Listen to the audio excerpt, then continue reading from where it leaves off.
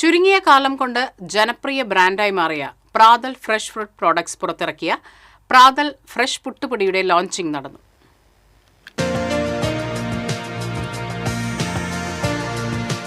Puranattukara saint Sebastian's ഇടവക തിരുനാൾ ഗ്രൗണ്ടിലൊരുക്കിയ പ്രാതൽ സ്റ്റാളിൽ നടന്ന ചടങ്ങിൽ അടാട്ട് പഞ്ചായത്ത് പ്രസിഡന്റ് അനിൽ അക്കര പ്രാതൽ ഫ്രഷ് പുട്ടുപൊടിയുടെ ലോഞ്ചിംഗ് നിർവഹിച്ചു.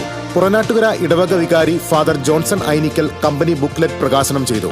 കമ്പനി തീം സോങ് പ്രകാശനം തോമസ് ചെറുമൽ നിർവഹിച്ചു. ആദ്യ വിൽപ്പന partner Bindu Jayachandran Adat panchayat vice president Ajitha കൃഷ്ണന് നൽകി നിർവഹിച്ചു. Prathal fresh managing partner Jerry Antony അധ്യക്ഷനായിരുന്നു. ഒരിക്കലും ഒരു സോഫ്റ്റ് ആണെന്നോ അല്ലെങ്കിൽ ഇതിനൊരു ഫ്ലേവർ ഉണ്ടെന്നോ നമ്മൾ അവകാശപ്പെടുന്നില്ല. പ്രാതൽ ഫ്രഷ് പുട്ടുപൊടിയുടെ റിയൽ ടേസ്റ്റ്, ഒരു കെമിക്കലും ഒരു ആർട്ടിഫിഷ്യൽ ഇൻഗ്രീഡിയൻസോ ഒരു പ്രിസർവേറ്റീവ്സോ ആഡ് ചെയ്യാതെ ഇതിന്റെ ഒറിജിനൽ ടേസ്റ്റിൽ ചെയ്ത പുട്ടുപൊടിയാണ് പ്രാതൽ ഫ്രഷ് പുട്ടുപൊടി. പ്രാതൽ ഫ്രഷ് നടത്തിയ റീൽ കോൺടെസ്റ്റിൽ വിജയിയായ ആൻസി റോണിക്ക് ചടങ്ങിൽ ഉപഹാരം സമ്മാനിച്ചു. പ്രാതൽ fresh executive manager Pradeep Kumar, accounts manager Pratheesh Kumar എന്നിവരും ചടങ്ങിൽ പങ്കെടുത്തു.